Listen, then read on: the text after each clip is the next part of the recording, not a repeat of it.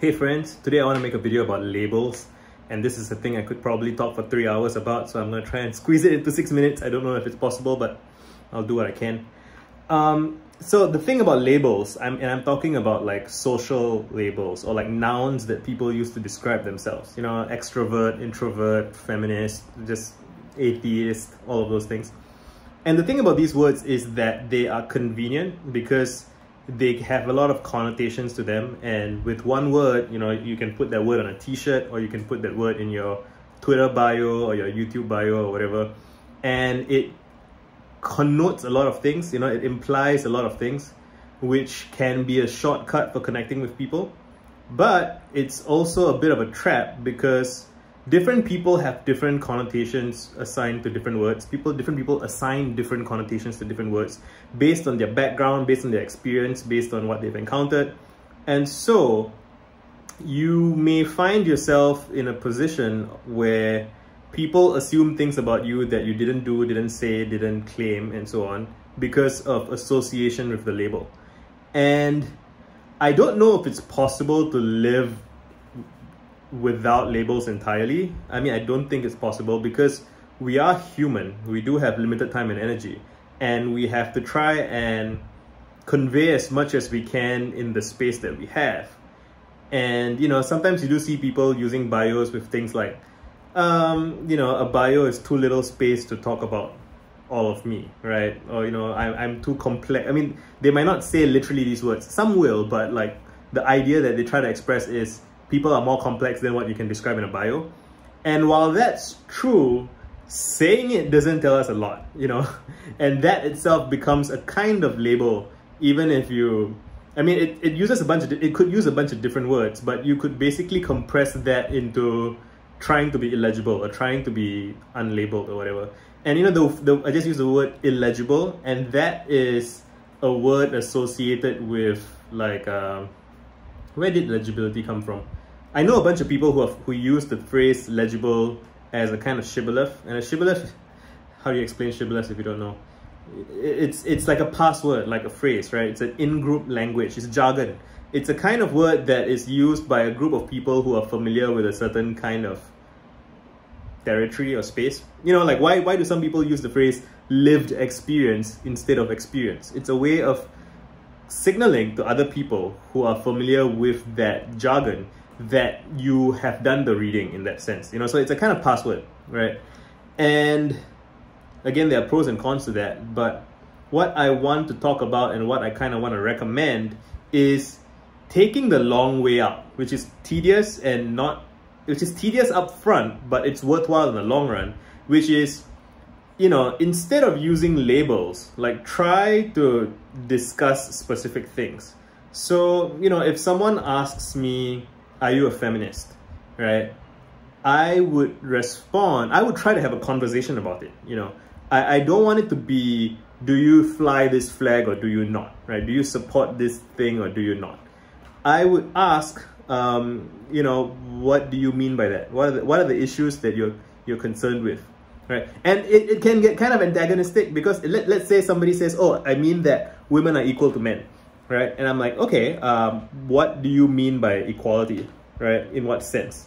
And again, so it's different. If you do this on like Twitter, it'll sound like it can look like you're trying to pick a fight or you're trying to be a smart ass.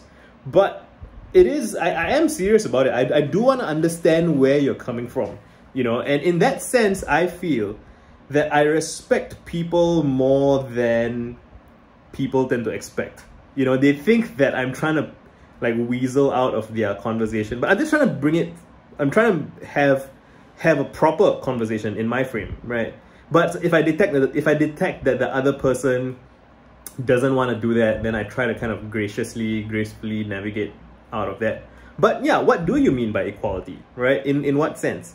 And you know, if you examine my behavior, I think, and if you examine just the things that I care about, the things that I've said, things that I've done, it pattern matches very broadly with what I think a conventional definition of feminist would be.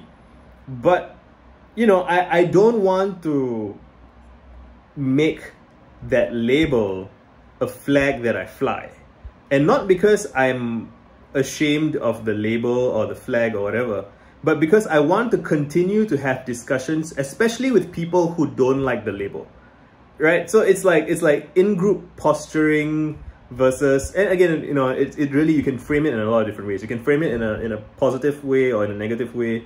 But like what I'm passionate about is reaching out to people who haven't had these conversations and who haven't thought about these things, and they may have negative connotations associated with certain labels.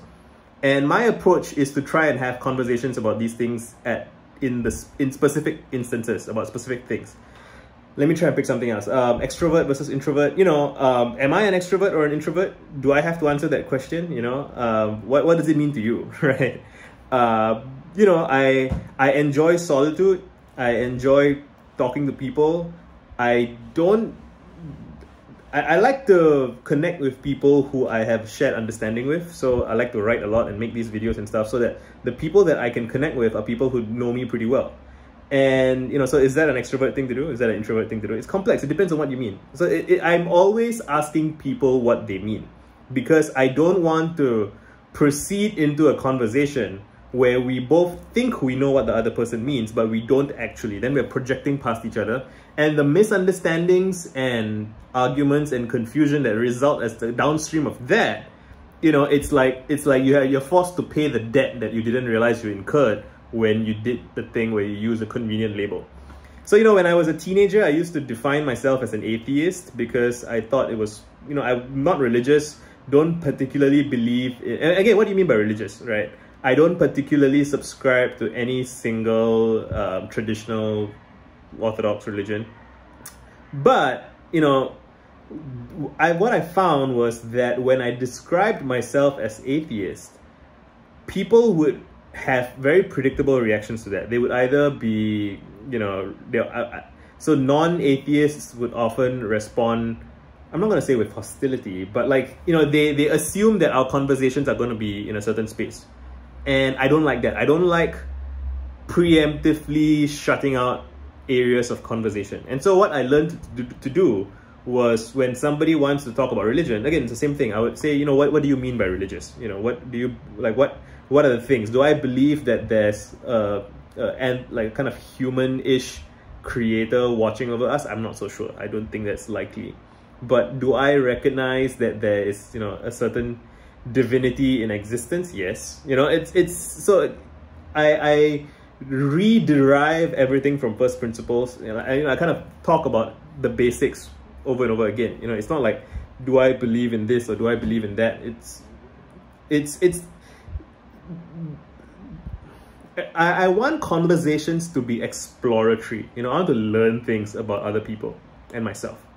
And yeah, I think that captures some of what I'm trying to say. So I'm going to end this here, and let me know what you think. Done.